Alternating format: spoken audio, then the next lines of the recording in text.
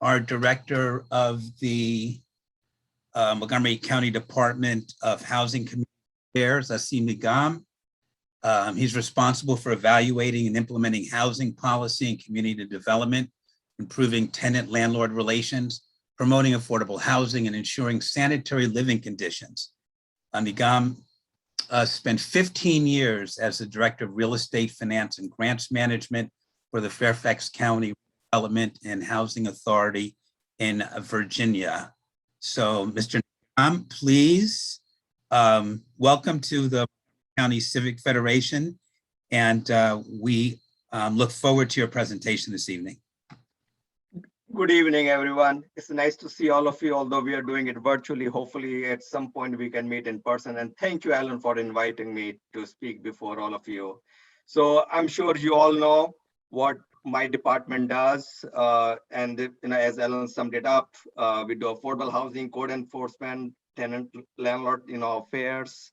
We also administer MPDU program.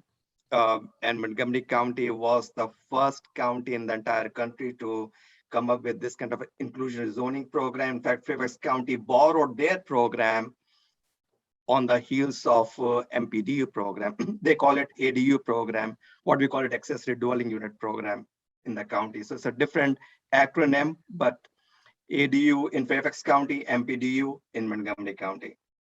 That being said, Alan wanted me to touch base a little bit about rental relief program per se. So I want to, take a few minutes and then I'll go over some of the housing policies, our priorities, and what you may have heard today during the Fed committee or may not have heard today. So just quickly on the rental relief program, as you know, my department, DSCA, is coordinating with HHS, our service organizations, with LEDC, HEP, CASA, Renters Alliance, then Maryland Legal Aid, Homeless Person Representation Project, and our other community partners to do an outreach to the tenants and the landlords alike so that they can get the relief, whether it's the tenant who is behind on their rent or it's the landlord who is looking for some avenues for their tenants to get some relief on the back due rent. So we have been doing outreach through different sources. We have been coordinating with MCPS, Montgomery College, through food distribution networks, through vaccination clinics. We have done bus sets. We have distributed 70,000 flyers through various channels. We have reached out to faith-based communities.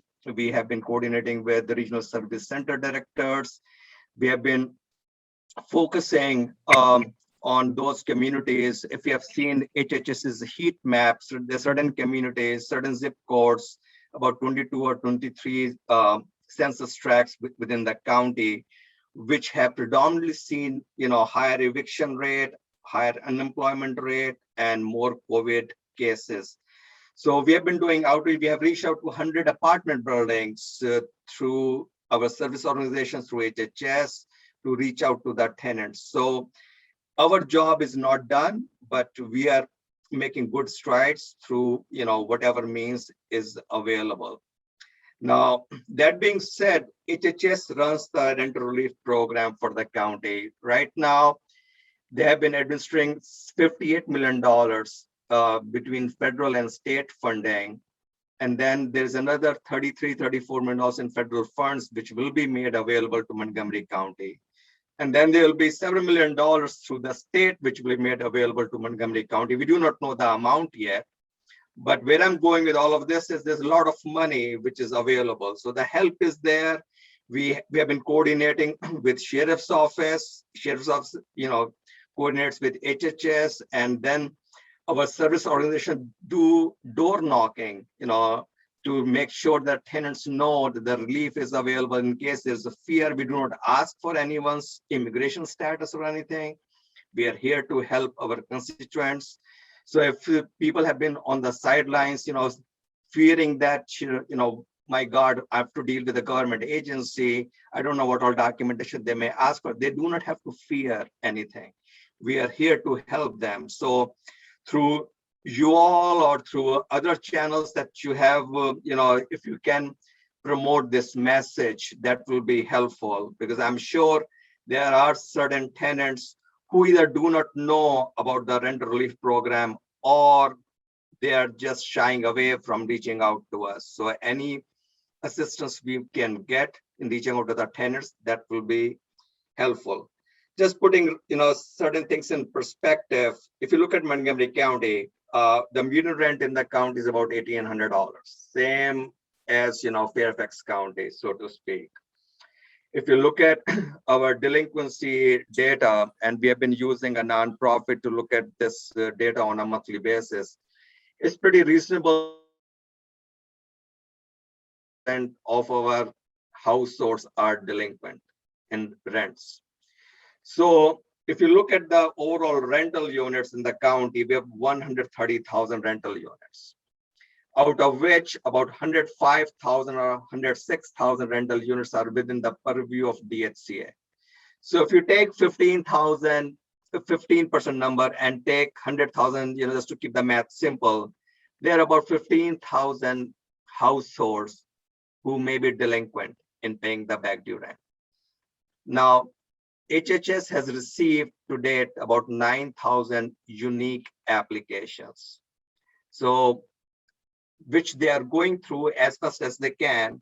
Now, in terms of some data, so that you have some good perspective, they have approved payments of about $27 million. To date, through other channels, they have approved about $45 million in rent assistance payments.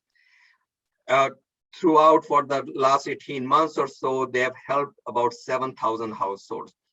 Just for this $58 million I was talking about earlier, they have helped about 2,700 households.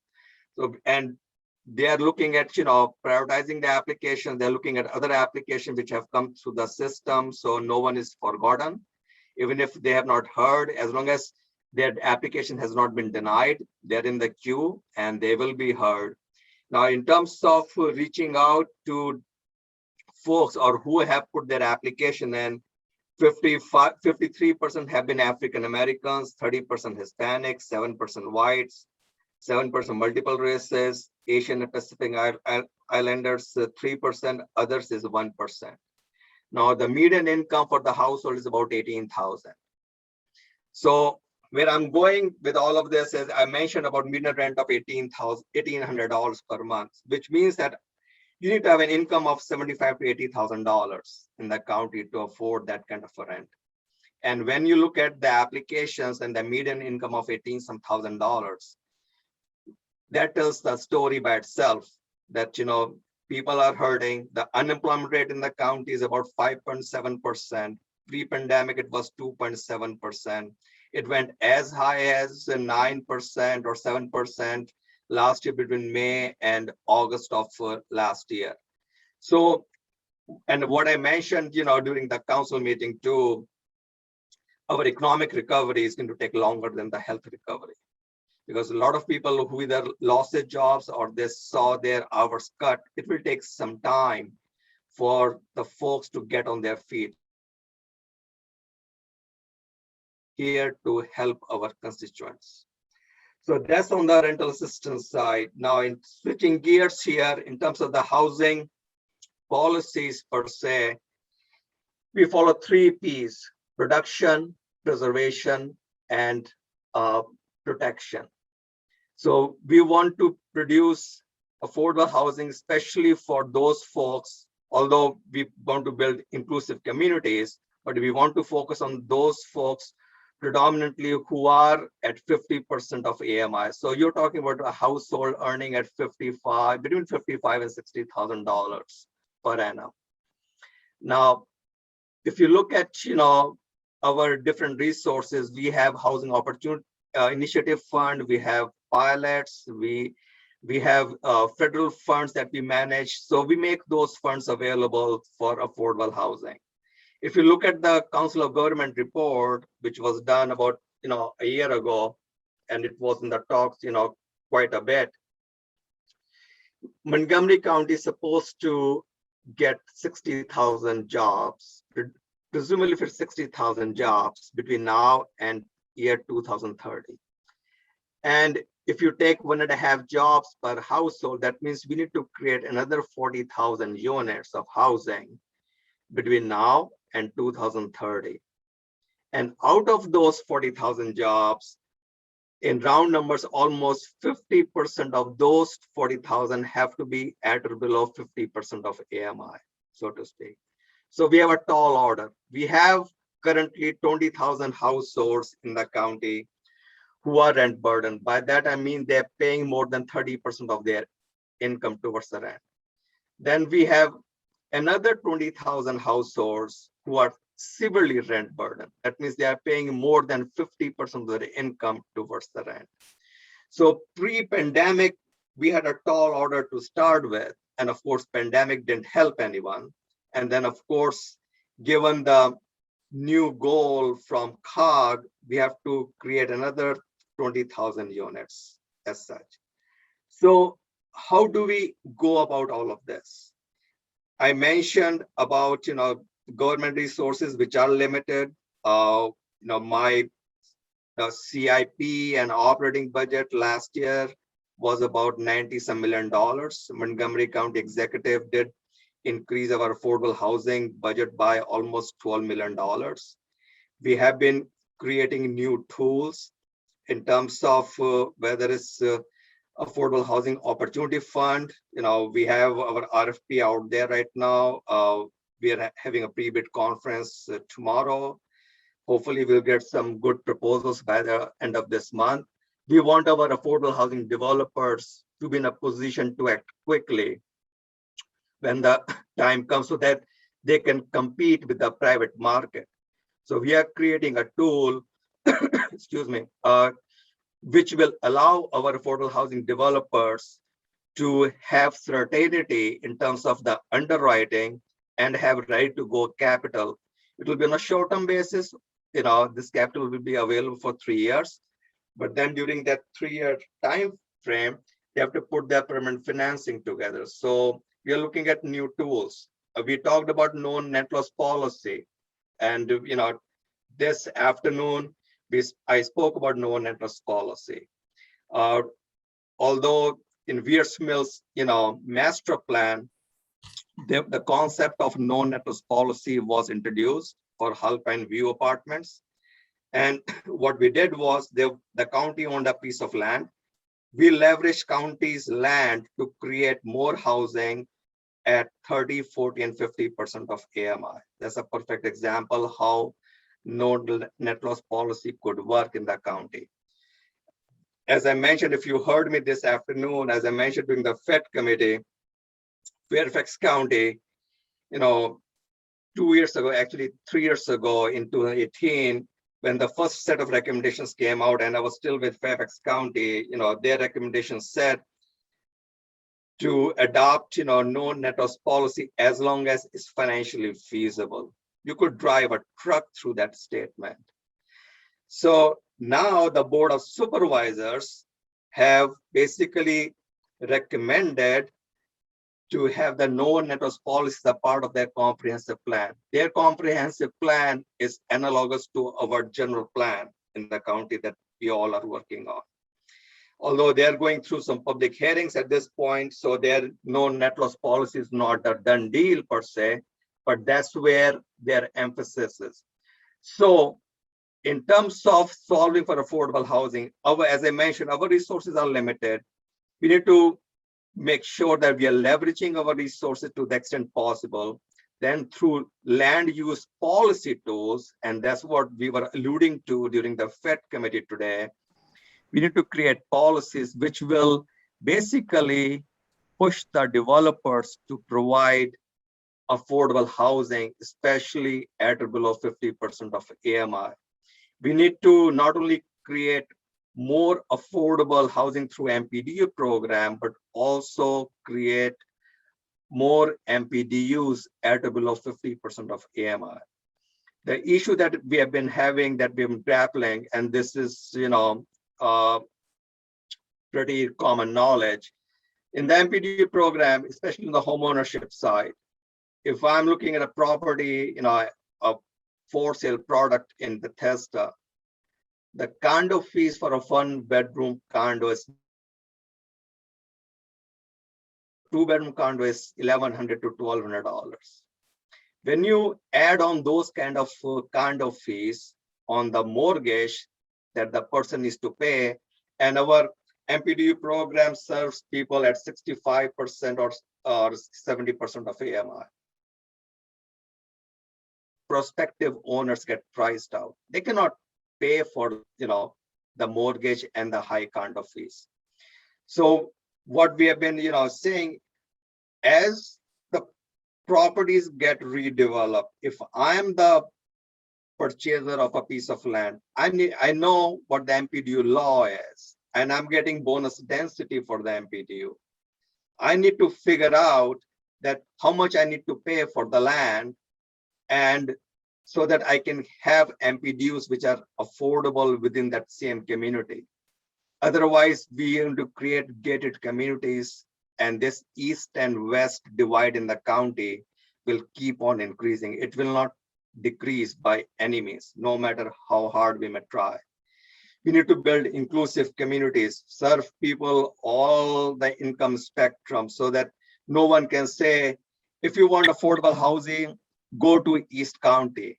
I live in East County, and the market rent may be at 60 to 65% of median income.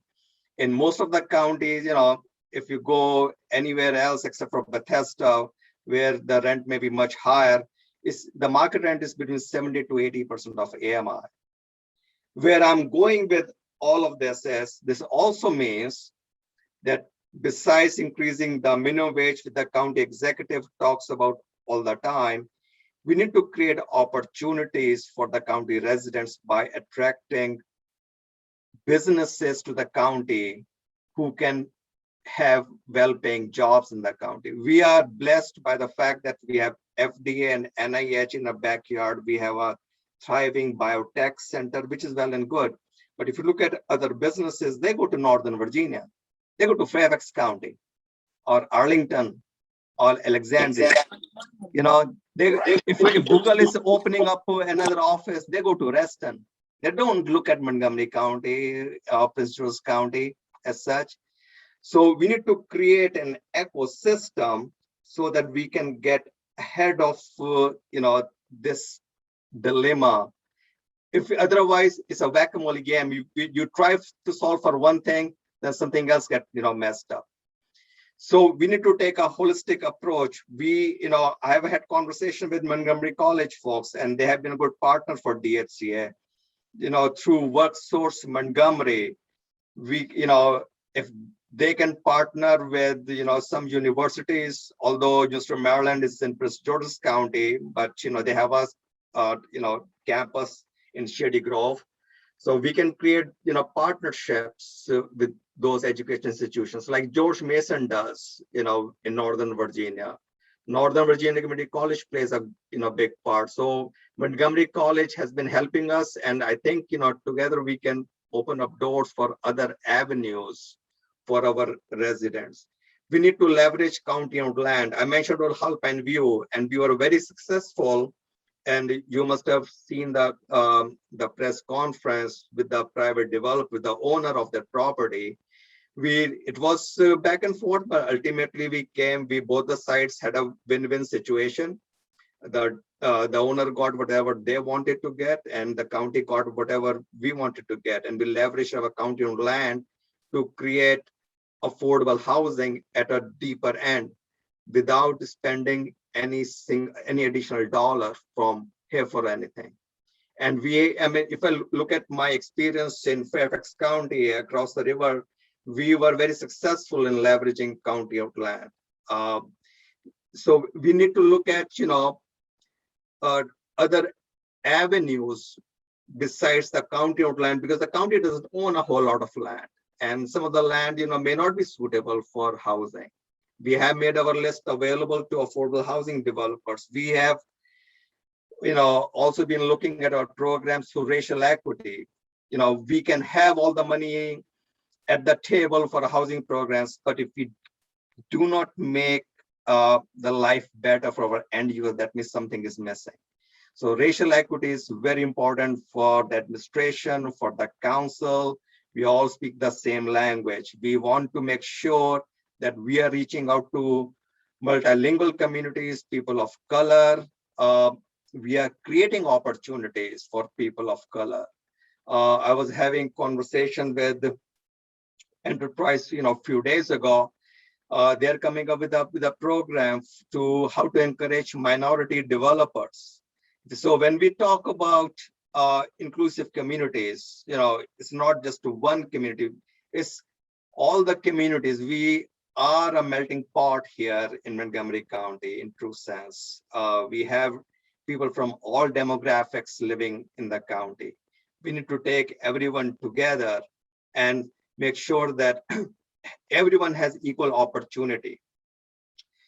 And we are opening the doors, and that's what government does. We are opening the doors for everyone so that we are leveling the playing field, whether through our policy, through our financial tools, or through other means.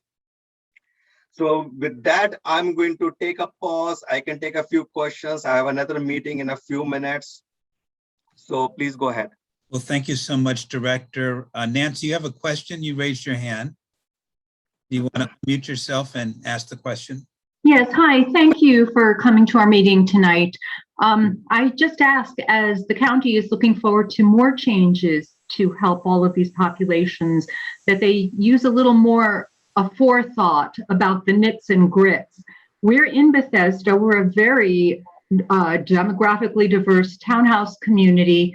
We have MPDUs, and this is a kind of weedy comment, but it's a big thing to an HOA community. The MPDUs have their own condo association because they pay in to take care of, their communal roof and all the infrastructure of their buildings, but they also belong to the HOA. And the HOA takes care of the entire community, common property and amenities, which they share with us. And they got their homes. It's a really great program. I know they feel their kids get access to schools. They pay less than 1/10 of what we pay to live in the community. But we have no jurisdiction. There's no transparency financially between the two organizations. So we've been told by their condo association president that they have this pot of money and he was supposed to take care of making repairs to the building, and they've not been done. And there's no way for us to gain accountability and find out why this part within the community, which impacts the entire community, is falling into disrepair and not looking so good. It impacts the entire community. So there seems to be no follow through for potential abuses or financial accountability, or just so that the two sister organizations can interact more. So there's more internal accountability. So I don't know if you have anything to say about that off the top of your head, but I think this has to be more fully considered for the future. So thank you for letting me comment.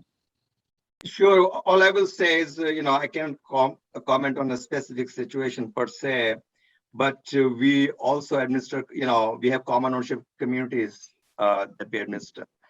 We have 1,068 HOAs, condo associations, and some cooperatives, only a handful of cooperatives in the county.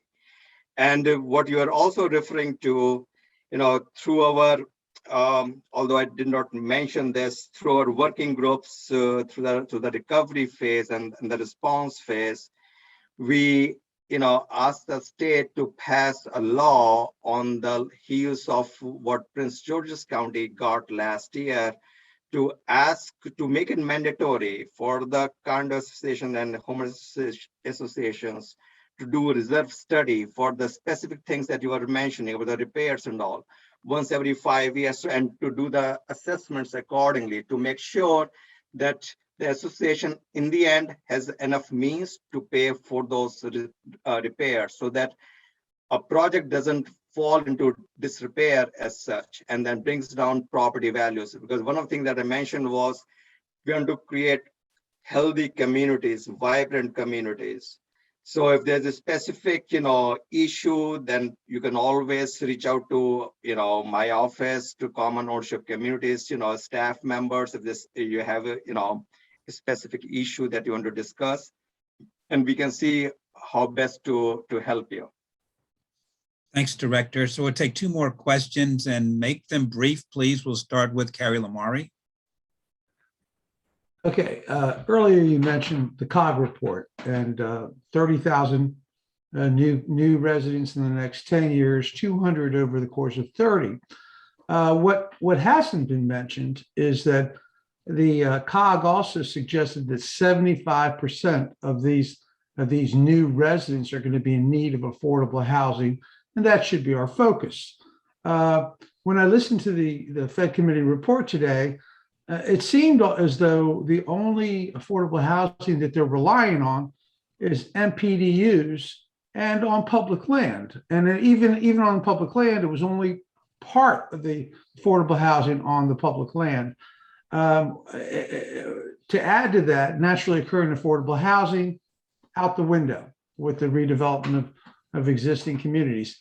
How do we propose? How does the council propose? How does your office propose that we meet those challenges in the next 30 years? If all we're going to rely on is MPDUs, potentially CLT on public land, please answer.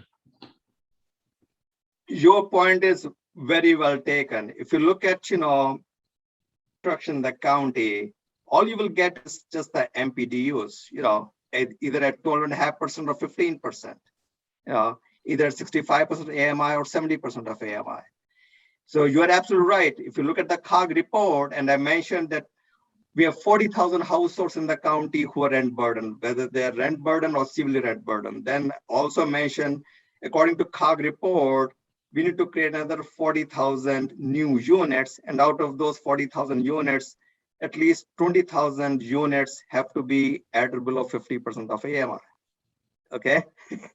So, and that's a pretty tall order. It's not over 30 years. I mean, that's happening, those 20,000 units between now and 2030. And if you look at some of the studies that the planning department did, when it comes to 25,000 units, which are naturally occurring affordable housing, 7,000 to 11,000 of those units could be lost by 2030. So, and those are the points that the county executive makes, and we have been making, that we are already behind. And I mentioned 3 Ps: production, preservation, and protection. So we don't want to lose whatever we have as naturally affordable housing. We need to come up with land use policies. So as an example, we have 6,500 units along the purple line. Prince George's County has 12,500 or so. And so if we lose those, naturally affordable housing along, Montgomery County line, those units will not come back.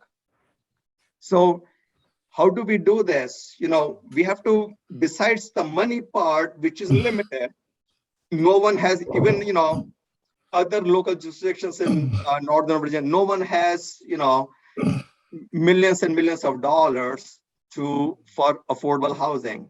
And that is a fact. Unless you raise everyone taxes, by so much that, yes, it was, we talked about social housing today, this afternoon. So in Vienna, Austria, they have, social housing, but every citizen of that country pays extra tax towards social housing.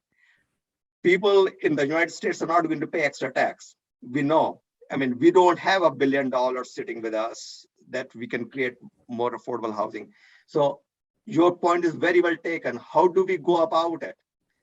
Through, policies, land use plans, leveraging. You have to throw everything in the kitchen sink. One aspect will not be the answer to this dilemma as such. We have to try this from every single angle that we can get. I'm sorry, I gave you a long answer to your question. I can take one more question. One more question. Peggy, hold your question to later. This question comes from Joe Awkward. Joe, please. Oh, yes. Can you hear me okay? Yes. Great. So I was encouraged by your statement that you did say for Montgomery County, one observation that you made is that you do feel that we do need to work as a county to encourage new businesses to come to the county and remain in the county. You mentioned, we have NIH and the hospitals and the biotech, but I was really encouraged to hear that. Can you share any specific programs that are being initiated or because I do think that is one thing that would certainly help the county quite a bit. If you could comment on that and maybe based on your time in Fairfax County also. Thank you. Sure, I'll make a quick comment on this one. When it comes to economic development, affordable housing is part and parcel of it. And I mentioned this in public forums. In order to attract companies to Montgomery County, we have to show the new employers that we have affordable stock available for their employees. Not every single job pays money in six figures. That is a fact. Right. So we need to make sure that we are at the table when we are attracting companies. So I've been having discussions and a part of the Commerce Cabinet in Montgomery County, not only just me, there are other directors along with MCDC. And we have been working on certain strategies.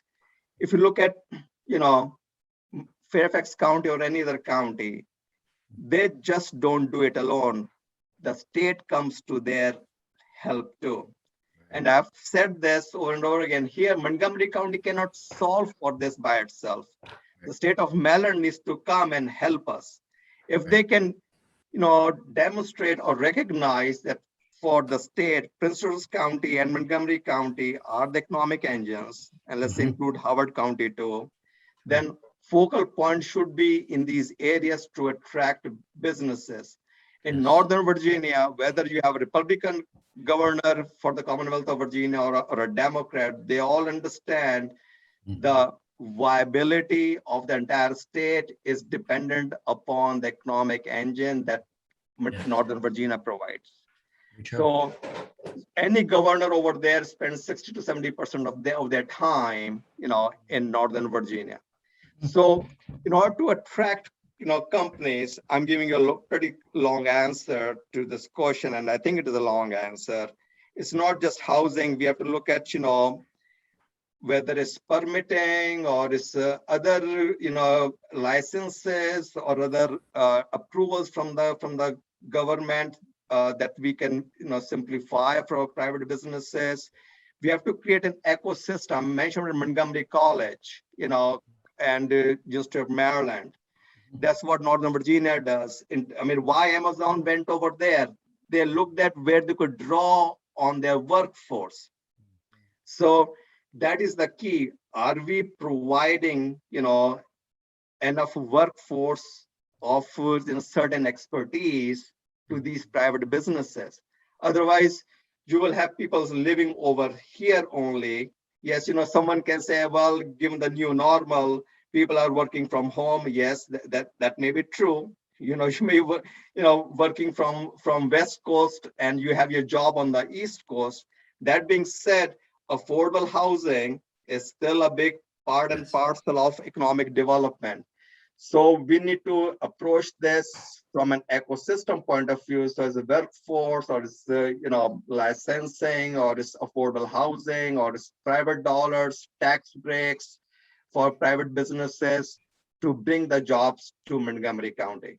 Okay. Not just